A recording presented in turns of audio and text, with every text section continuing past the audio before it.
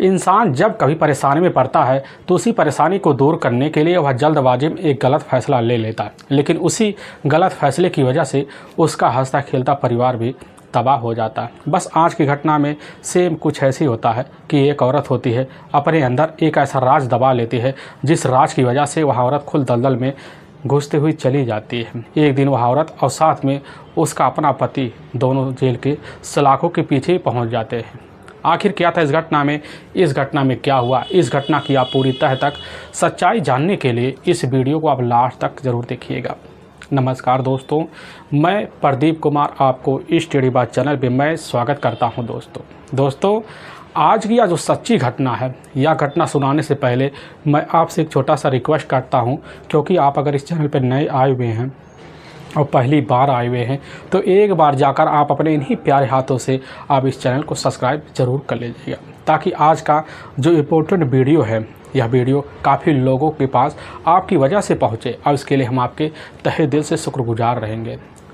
दोस्तों आज की यह जो सच्ची घटना है, यह घटना ठीक उत्तर प्रदेश और उत्तर प्रदेश का ज़िला पड़ता है फतेहपुर और उसी का ही बिंदकी थाना पड़ता है। मैं बात कर रहा हूँ 17 मार्च 2020 का ही सुबह का 10 बजे का टाइम होता है। तो वहाँ के थाना प्रभारी अब नंदलाल सिंह होते हैं। उन्हीं के पास एक व्यक्ति पहुँचता है। वह काफ़ी हाफ डाबरा होता है। वह व्यक्ति खड़ा होता है, कहने लग जाता है कि साहब हमारा नाम है अनिल कुमार, हम इसी कमरापुर गांव के रहने वाले हैं और हमारे पिता बंसलाल ही हैं, जो आपके ही थाने में होमगार्ड की नौकरी करते हैं, उन्हीं के हम बेटे हैं। यह बात जैसे ही थाना प्रभारी अब नंदलाल सुनने के बाद एकदम चौंक सा जाते, कहने लग जाते कि बेटा बताओ क्या बात है।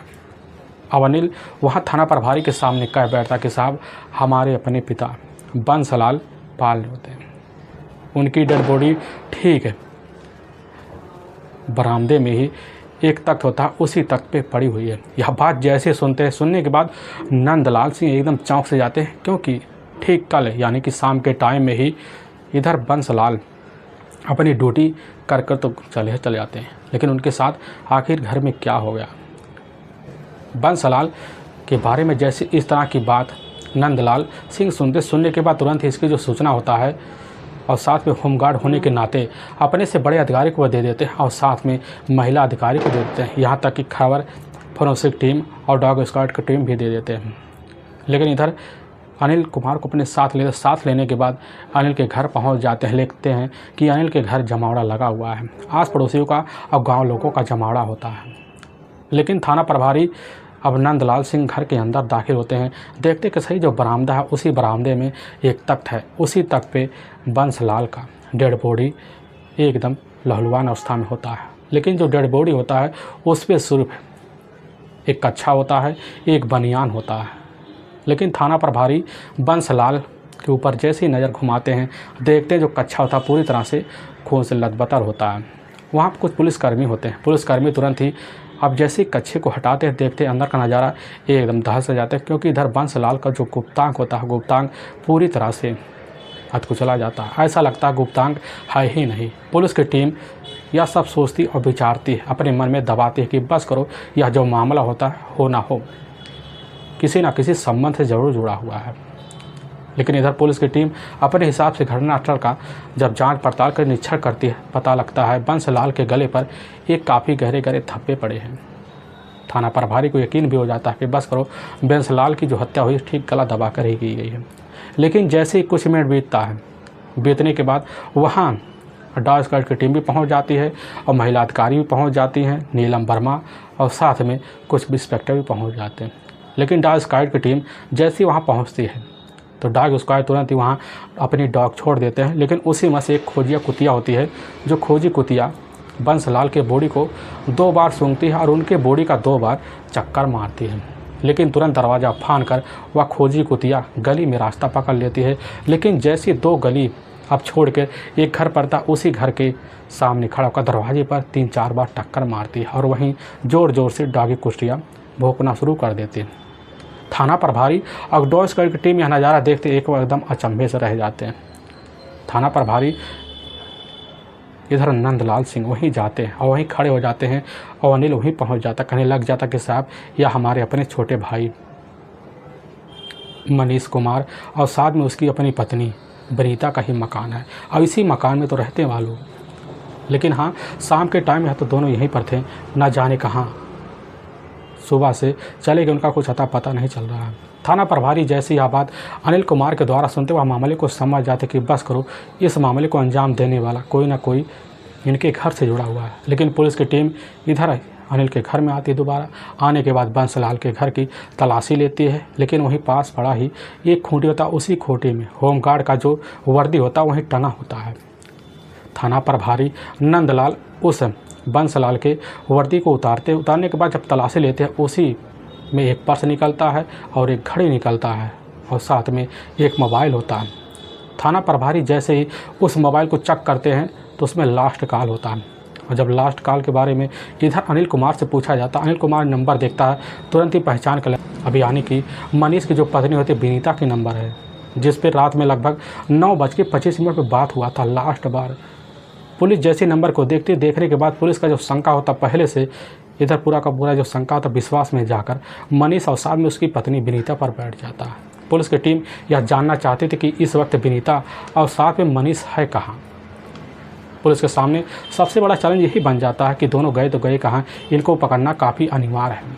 पुलिस की टीम इधर अनिल और साथ में उसकी अपनी जो पत्नी होती है रमा देवी, और वहीं पर खड़ी होती है रमा देवी और साथ में अनिल से पुलिस पूछताछ करती है। अनिल बस यही कहने लग जाता कि साहब, हमारे जो पिताजी हैं असल में बंसलाल एक रंगीले किस्म के हैं, उनका काफ़ी लोगों से नज़दीकी भी है, काफ़ी औरतों के पीछे भी वह पड़े रहते हैं, उनकी शिकायत हर बार हमारी माँ के सामने आया जाया करता था।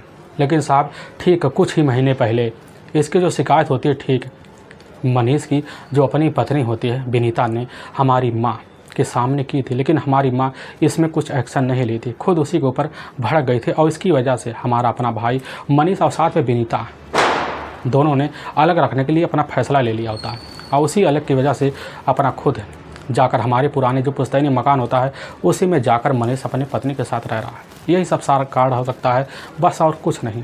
थाना प्रभारी जैसे यह बात सुनते हैं अनिल के द्वारा पुलिस की शंका होता बस संबंधों से जुड़ जाता है कि हो ना हो विनीता के साथ कुछ ना कुछ गलत जरूर हुआ, लेकिन विनीता आखिर में है कहाँ। पुलिस की टीम यहाँ जब बॉडी का अच्छे से निरीक्षण कर लेती है, बंसलाल के बॉडी को उठाकर अपना जो नज़दीकी सरकारी अस्पताल होता है उसी में पोस्टमार्टम के लिए अब भिजवा देती है। अनिल और साथ में रमा देवी को अपने साथ अपने ही उसी थाने ले जाती है और उनसे कुछ पूछताछ करती है। पूछताछ करने के बाद इधर सिर्फ शक के बिना पर इन्हीं दोनों के तहरीर पर मनीष और साथ में उसकी अपनी जो पत्नी होती है विनीता के ऊपर मुकदमा दर्ज कर दिया जाता है। दर्ज करने के बाद पुलिस की टीम इधर विनीता और मनीष की तलाशी करने के लिए लग जाती है। लेकिन जब लगती है पुलिस इन दोनों का मोबाइल नंबर भी लेती है, सर्विलांस पे लगाती है, लेकिन मनीष के मोबाइल नंबर पर जब पुलिस कॉल करती है तो मोबाइल तो बंद बता देता है। पुलिस काफ़ी परेशान हो जाती है, लेकिन जब विनीता के मोबाइल नंबर पर चेक किया जाता है तो उसका मोबाइल नंबर का जो लोकेशन होता है वह ठीक उसके ही मायके अब नगला दिखा रहा होता है। पुलिस की टीम बिना देर किए रात के ही वक्त अब नगला धावा बोल देती है। पता चलता नगला में ना विनीता मिलती है ना विनीता का अपना पति मनीष मिलता है। अब विनीता के मायके वालों से पूछा जाता है तो मायके वाले भी इनकार कर जाते हैं विनीता का वहाँ से रहने से। पुलिस की टीम वहाँ खाली हाथ लौट आती है। लौट आने के बाद पुलिस काफ़ी असमंजस में पड़ जाते कि आखिर विनीता और साथ में मनीष दोनों कहाँ चले गए, और पुलिस का जो शंका होता है और गहरा होता चला जाता है कि बस करो दोनों अपने आप को बचाने के लिए कहीं ना कहीं इधर छुपाते हुए फिर भाग रहे हैं। लेकिन पुलिस इधर मुखबिर भी लगा देती है, खबरी भी लगाती है, काफ़ी कड़े खबरी लगा देते हैं इन दोनों की तलाशी करने के लिए। तभी कुछ मुखबिर होते हैं। अब उन्हीं के द्वारा पता चल जाता है कि ठीक 20 मार्च 2020 को हुई जो फरीदपुर मोड़ पड़ता है उसी मोड़ के पास अपने हाथ में झोला लिए मनीष और साथ में विनीता दोनों खड़े हुए। पुलिस की टीम पहुंचती है अपने हिसाब से सादे कपड़े में और वहां स्थान का घेराव कर लेती है और वहीं पर दोनों को अपनी कस्टडी में लेती है और थाने ले आती है। लेकिन जैसे ही पुलिस को मनीष और साथ में इधर विनीता देखते हैं, देखने के बाद थर थर काँपना शुरू कर देते हैं। बस पुलिस थोड़ी सी सख्ती दिखाती है, लेकिन कोई ऐसे साथी मुजरिम थे नहीं दोनों कि पुलिस के सामने ना टूटे। अब बिना किसी देरी के पुलिस के सामने अब मनीष और साथ में विनीता दोनों अपने पिता इधर बंसलाल की हत्या का जो जुल्म होता है बड़े ही सफाई से पेश करते हैं। लेकिन पुलिस के सामने जब सच्चाई निकल के आती, से सुनने के बाद पुलिस का जो कलेजा होता है और साथ में वहाँ खड़े जितने भी सिपाही होते हैं उनका कलेजा भी हिल सा जाता है। असल में ठीक उसी उत्तर प्रदेश का जाना माना जो ज़िला पड़ता है फतेहपुर, उसी का ही बिंदकी थाना पड़ता है और उसी में ही नगरा गांव पड़ता है। उसी गांव के रहने वाले होते हैं विजयपाल। विजयपाल की अपनी पत्नी पूनम होती है। अब जिनके टोटल 4 बच्चे होते हैं, 2 बेटे होते हैं और 2 बेटियां होती हैं, राजन और अजय। और दोनों बेटियां इधर अनीता और साथ में विनीता। लेकिन विजयपाल के टोटल 2 बीघा ही खेती होती है।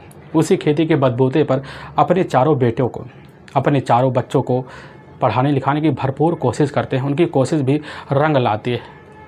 इधर अजय और साथ में अनीता कैसे न तैसे कर पढ़ाई तो पूर्ण करती है, लेकिन घर में सिर्फ जो बेटी बचती है विनीता। विनीता जैसे ही हाई स्कूल की परीक्षा पास कर लेती है, पास करने के बाद जो होता है, विनीता खुद चाहती थी कि आगे की पढ़ाई हमारा अब जाकर दूसरे कस्बे में हो, क्योंकि वहाँ पर अच्छे खासे स्कूल होते हैं, बड़े बड़े स्कूल होते हैं। उसी में विनीता का मन उचान मानना शुरू कर देता दाखिला के लिए। लेकिन जब अपने पिता इधर विजयपाल के सामने विनीता अपनी पेशकश करती है स्कूल में दाखिला कराने के लिए, तुरंत उस वक्त दूसरे कस्बे में जाने के लिए विजयपाल मना कर जाते हैं कि बेटी तुम घर में रहो, अपनी माँ के साथ घर गृहस्थी में हाथ बटाओ। विनीता देखने में खूबसूरत भी होती है और चंचल भी होती है। लेकिन इधर विजयपाल को भी लगने लग जाता है कि विनीता हो ना हो अब शादी की दहलीज पर पहुंच चुकी है। अपनी बेटी के लिए इधर रिश्ते की तलाशी करते हैं। तभी इधर विजयपाल के कुछ अपने करीबी रिश्तेदार होते हैं। उन्हीं के द्वारा ही पता चल जाता ठीक अपने ही थाना का एक गांव पड़ता है, कमरापुर गांव। उसी गांव के रहने वाले होते हैं बंसलाल। बंसलाल जो होते हैं ठीक बिंदकी थाने में उनकी होमगार्ड की पेशी होती है। यह सब जानकर विजयपाल को लगने लगता है घर परिवार भी अच्छा होगा। लेकिन जब घर परिवार वाले की पूरी बात जानते पता चल जाता है कि इधर बंसलाल के परिवार में टोटल 3 बच्चे होते हैं, जिसमें 2 बेटे। सबसे बड़ा जो बेटा होता है अनिल कुमार होता है और दूसरे नंबर का बेटा यही मनीष कुमार होता है। लेकिन जो सबसे छोटी बेटी होती है वह होती है माधुरी। इधर बंसलाल अपने बच्चों के बेहतर भविष्य के लिए अपनी ड्यूटी बड़ी ईमानदारी से निभाते हैं। बंसलाल के पास टोटल 2 बीघा खेती भी होती है। होने की वजह से अपने परिवार में जितने भी बच्चे होते हैं सभी का पढ़ाई के लिए बेहतर शिक्षा देने के लिए भरपूर कोशिश करते हैं। उनकी कोशिश भी अब रंग ला लेती है। अब लाने की वजह से इधर शादी के लिए तैयारी कर अनिल की शादी ठीक जाकर अब रमा देवी से करवा देते हैं। करवाने के बाद घर में सिर्फ 2 बच्चे ही बचते हैं जो अभी तक उनकी शादी नहीं हो पाती है और उन्हीं के शादी के लिए लग जाते हैं। लेकिन तभी इसी बीच इसकी खबर जाकर जैसे ही विजयपाल को लगता है, विजयपाल खबर पाने के बाद अपनी बेटी का जो रिश्ता होता है अब लेकर बंसलाल के घर पहुंचते हैं। बंसलाल के घर परिवार वाले जाकर अब इधर विनीता को देखते हैं। देखने के बाद विनीता को पसंद कर लेते हैं मनीष के लिए। अब मनीष की जैसी शादी साल 2015 के ठीक जनवरी के महीने में अब जाकर इधर विनीता से हो जाता। विनीता जैसे ही मनीष को देखती है, देखने के बाद वह भी अपने आप को काफ़ी सौभाग्यवान समझना शुरू कर देती है।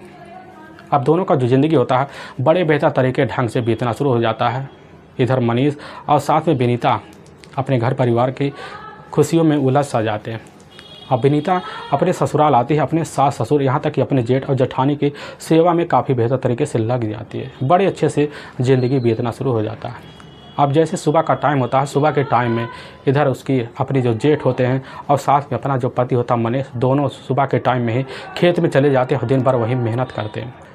इधर बंसलाल जो होते हैं सुबह के टाइम में बंदकी जो थाना उसी में जाकर अपना होमगार्ड की ड्यूटी किया करते थे और शाम के टाइम लगभग 7 बजे के आसपास अपने घर वापस ज़रूर आ जाते थे। लेकिन हाँ, उनका रोज़ का आदत होता था कि अगर ड्यूटी से निकलते तो रास्ते में कहीं ना कहीं शराब का सेवन कर देते और लेकिन अगर रास्ते में ना मौका मिलता तो घर आकर ज़रूर पैक लगाते। अब यह सिलसिले से घर वाले भी काफ़ी ज़्यादा परेशान हो जाते हैं। लेकिन इसकी खबर अब जैसे विनीता को लगती है, विनीता भी परेशानी में पड़ जाती है। अब इसकी वजह से उसके अंदर चिड़चिड़ापन समा जाता है अपने ही ससुर बंसलाल के लिए।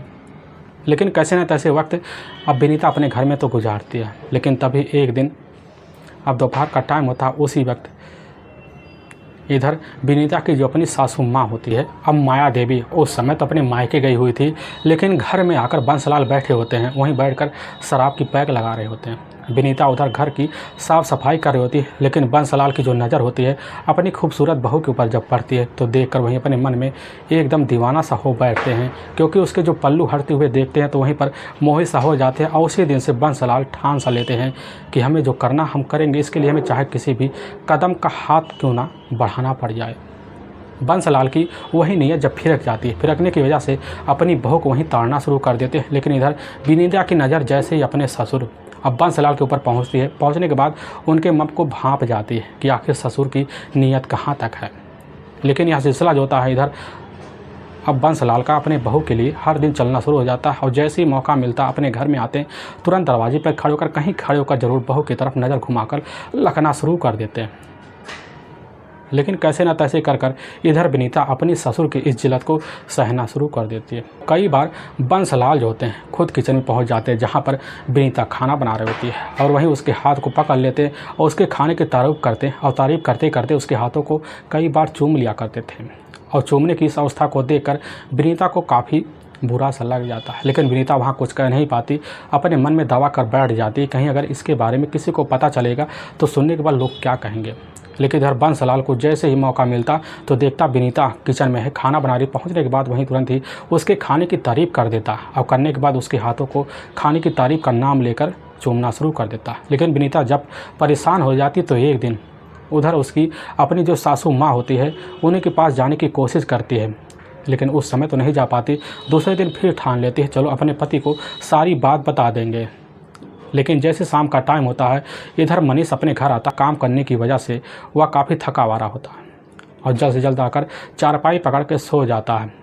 लेकिन इधर अपनी जो शिकायत होती है यह शिकायत विनीता के पति अब मनीष के सामने नहीं रख पाते, अपने अंदर दबा के बैठ जाते हैं। लेकिन जैसे रात का 10 बजे का आसपास टाइम होता है विनीता अपनी सासू माँ के पास जाने के बाद तुरंत ही उसी समय बेधड़क कहना शुरू कर देती हैं कि आखिर में हमारी जो ससुर हैं बंसलाल का नीयत हमारे विरुद्ध हो गया है, क्योंकि काफ़ी बार हमारे हाथ को काफ़ी बार चूमते हैं, हमें बुरा लगता है। लेकिन यह बात जैसे ही अब विनीता की अपनी सासू माँ सुनने के बाद एकदम खुद विनीता को ही वहीं लात लड़ा लगा देती है, इतनी लात लपाड़ लगा देती है जिसकी वजह से विनीता वहीं एकदम सन्न सा रह जाती है कि आखिर जिसको हमने भला समझा था, जो हमारे लिए रास्ता बन सकता था, आखिर वही हमारे खिलाफ खड़ा सा हो गया। अब विनीता के आंख में भी आंसू आते हैं लेकिन वहाँ से निकल जाती है। अब दूसरे दिन चुप सा रहती है। लेकिन इधर बंसलाल जब भी आता तो ताड़ता रहता है। बंसलाल की हिम्मत और बढ़ जाती है कि लग रहा हमारी जो बहू है हमारे इस इशारे का जिक्र किसी के सामने नहीं कर रही है। अब इसकी वजह से बंसलाल की हिम्मत दिन दिन बढ़ती जा रही होती है और बढ़ते जाते ऐसे कुछ महीने तो गुजर जाते हैं। तब एक दिन अब जैसे रात का टाइम होता है, रात के टाइम में बंसलाल अपने घर में तो जाता है, देखता है कि बहू का तो दरवाज़ा वह खुला पड़ा है। दरवाजे के अंदर जाता है, देखता है कि वहीं पर विनीता अपनी चारपाई पर सो रही। दरवाजे के पास खड़ा होकर तुरंत ही वहीं कुछ आवाज़ लगा, विनीता उठ जाती है। उठ के देखती हुआ उसके सामने उसके अपने ही ससुर बंसलाल है और बंसलाल कुछ इशारा करते लेकिन वहीं पर विनीता मना कर देते हैं। लेकिन बंसलाल करीब जाते, हाथ पकड़ते हैं, उसके साथ कुछ जोर ज़बरदस्ती करने की कोशिश करते हैं और तुरंत ही अपने आप के बचाव कर विनीता वहाँ से भागकर दूसरे कमरे में चली जाती है और वहीं बैठकर अपने बेड पर रोना शुरू कर देती है। लेकिन जैसे ही मनीष सामने आता, मनीष के सामने सारी बात बता देती है और मनीष सुनने के बाद एकदम भन्ना से जाता है। और उसी वक्त इधर विनीता खुद मनीष से कह बैठती कि आज के बाद हमें इस घर में रहना नहीं है, चाहे जो हो जाए, कल से हम दूसरे घर में रहेंगे और इसके लिए तुम्हें चाहे कमरा क्यों ना लेना पड़े। यह बात भी मनीष सुनता कहने लग जाता कि तुम जो कर रही हो पूरी तरह से सच भी है। लेकिन जैसे ही अगर अपने पिता के सामने इस तरह की अलग रहने की बात करेंगे तो तुरंत ही भन्ना आ जाएंगे और तुरंत अपने काम और अपने धन जायदाद से बेदखल कर देंगे। लेकिन इधर विनीता अपने पति मनीष को काफ़ी समझाती बुझाती है, काफ़ी दिलासा भी देती है कि जो भी होगा सब होगा, सही होगा, लेकिन हम इतने बेइज्जत को घर में रहकर तार नहीं करेंगे। मनीष अपनी पत्नी की बात सुनने के बाद मान लेता है। अब दूसरे दिन शाम के टाइम में ही मनीष खुद अपने पिता के पास जाता और जैसे ही अलग रहने की बात करता है तुरंत ही वहीं पर बंसलाल भनक सा जाता कहने लग जाते हैं कि अपने जीते जी इस मकान और साथ में कहीं तुम्हें हिस्सा नहीं देंगे। अगर तुम्हारी चाहत है तुम जाकर वहीं पुश्तैनी जो मकान है उसी में अपनी पत्नी के साथ रहो। यह बात सुनने के बाद मनीष तुरंत थाम भी भर लेता है और मनीष के पास कुछ दहेज के सामान होते हैं, बर्तन भी होते हैं। उसी बर्तन को लेता है, अपनी पत्नी को लेने के बाद गांव के ही बाहर एक मकान होता, उसी में जाकर अब रहने लग जाता। बड़ी खूबसूरत ज़िंदगी इधर मनीष और साथ में विनीता का बीतना शुरू हो जाता। विनीता को भी अच्छा लगने लग जाता है कि चलो अपने ससुर से छुटकारा तो मिला, उस जिल्लत से ज़िंदगी तो अच्छी है। लेकिन वहाँ विनीता का अकेले मन नहीं लगता। लेकिन उधर मनीष अपने परिवार का गुजर बसर करने के लिए अब दिहाड़ी मजदूरी भी करना शुरू कर देता, लेकिन उसी की वजह से उसके घर परिवार का खर्चा भी चल जाता। लेकिन इधर विनीता का जो मन हो अपने घर में अकेली नहीं लग पाती, लेकिन दूसरी तरफ विनीता की जो जेठानी होती रमा देवी अब घर में काफ़ी ज़्यादा परेशान हो जाती, क्योंकि वो अपनी देवरानी को अलग हुए देखकर इतना परेशान हो जाती कि उसके ऊपर पूरी जिम्मेदारी आ जाती है। चिचड़ापन उसके अंदर एक स्वाभाविक बात बन जाता है, क्योंकि घर का सारा काम धाम जो होता है इधर रमा देवी को करना पड़ जाता। लेकिन कैसे न तैसे करती है। लेकिन इधर विनीता को जैसे मौका मिलता शाम के टाइम में ज़रूर अपनी सासू माँ के पास आती, आने के बाद उनका सेवा सत्कार भी करते। लेकिन इधर उसके जो अपने सासू माँ होते हैं, सासू माँ खुद अपनी बहू को कुछ चोरी छुपे सामान दे देते थे और लेके चले जाते, अपने परिवार का खर्चा बर्चा चलाया करते थे। बड़ी खूबसूरत ज़िंदगी इधर विनीता का बन जाता। लेकिन तभी घटना के मात्र 1 साल पहले, यानी कि जनवरी का महीना होता है, अब साल 2019 का ही वर्ष होता है। उसी वर्ष में इधर मनीष का जो तबीयत होता है एकाएक ख़राब हो जाता है और काफ़ी डॉक्टर को ले जाकर इधर विनीता दिखवाती भी, लेकिन कहीं पर मनीष को आराम नहीं मिलता। अब जितने भी अकाउंट में पैसे होते हैं मनीष के और साथ में विनीता के दोनों ख़त्म हो जाते हैं। काफ़ी ज़्यादा जब परेशान हो जाती है विनीता, खुद अपने ससुर बंसलाल के पास आते हैं। लेकिन बंसलाल जैसे देखते हैं, वह देखकर इस अवस्था को एकदम उनका दिल पसीज से जाता है। लेकिन उनके मंदिर में कुछ और हलचल मच जाती है और उसी हलचल को जाहिर करने के लिए अपनी बहू के सामने कुछ मीठी बात कर देते हैं। करने के बाद उसी समय विनीता का मदद कर देते हैं। लेकिन विनीता पैसे पाती है, अपने पति का इलाज कराना शुरू कर देती है। लेकिन जब भी कम पड़ता पैसे के लिए अपने ही ससुर के पास जाती है और बिना रोक टोक के बंसलाल अपने बहू को पैसे दे देते हैं। अब इधर धीरे धीरे विनीता खुद अपने ससुर को अपने घर पर बुलाना शुरू कर देती है, क्योंकि कभी कभी चाय की ज़रूरत हो जाती, कभी कभी खाना बनाती तो उसके लिए बुला लेती है। इधर मौके का अच्छा सा फ़ायदा बंसलाल उठाना शुरू कर देते हैं, क्योंकि जब भी विनीता को पैसे की ज़रूरत पड़ती तो खुद लाकर बंसलाल दे देते हैं। इधर एहसानों तले अब विनीता दबना शुरू हो जाती है। दबने की वजह से कुछ बोल नहीं पाती है। तभी एक दिन शाम के टाइम में जैसे ही बंसलाल अपने घर पर ड्यूटी करके लौटते हैं, उनको पता चल जाता कि इस समय हमारा जो बेटा है मनीष, वह तो अपने ससुराल अब नगला गया हुआ है। अब बहू घर में अकेली है और जैसे ही जान पाता तुरंत ही अपने ही घर से बनियान को लेने के बाद निकल पड़ता है और वही मनीष के घर में घुसता, अंदर जाता है, तुरंत ही कुंडी लगाता अंदर से। अब बहू अंदर ही होती, चारपाई पर सो रही होती है और जैसे ही इधर देखने के बाद तुरंत ही अपनी बहू से कहने इशारों में समझाते बुझाते लग जाता। उसी वक्त कह देता है कि अगर तुम्हारे साथ रिश्ता नहीं रखोगी तो आज से हम तुम्हें पैसा देना बंद कर देंगे। यह बात सुनती उसी समय दबाव में आ जाती है। दबाव में आने की वजह से अपने पिता के सामने अपने आप को समर्पण सा कर देती है और वहीं पर सम्मान बना देते हैं। और सम्मान का जो सिलसिला होता है अब बेधड़क इधर बना देते हैं। लेकिन सुबह के टाइम में इधर विनीता के आँखों से आंसू होना बंद नहीं होते हैं।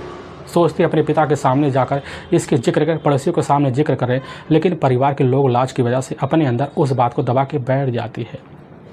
लेकिन जब इधर बंसलाल को पता चलता है कि इसकी बात किसी तक अभी तक पहुंची नहीं है, तब उसी दिन से और फ़ायदा उठाना शुरू कर देता और जब भी मौका मिलता खुद अपने बेटे मनीष के घर पहुंचने के बाद अपनी बहू के हाथ में कुछ पैसे पकड़ा देता और पैसे लेने के बाद फिर वही रिश्ता चलना शुरू हो जाता। अब रिश्ते का जो सिलसिला होता है अब चलते चलते लगभग साल बीतने का हो जाता है।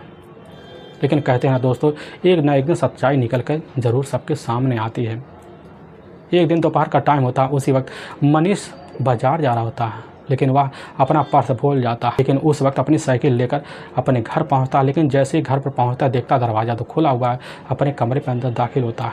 अपने कमरे के अंदर से ही अपने ही बाबू इधर बंसलाल को निकलते देख लेता है, सारा मामला समझ जाता है। घर के अंदर जाता अपनी पत्नी विनीता को पाता, वहीं पर पिटाई करना शुरू कर देता। लेकिन जैसे ही गले पर हाथ लगाता है इधर मनीष तो विनीता वहीं पैर पकड़ करने लग जाती है कि अगर ये हाथ गले पर लगाना है तो हमें नहीं, अपने पिता के गले पर हाथ लगा, क्योंकि उन्होंने हमारी मजबूरी का बहुत ही फ़ायदा उठाया।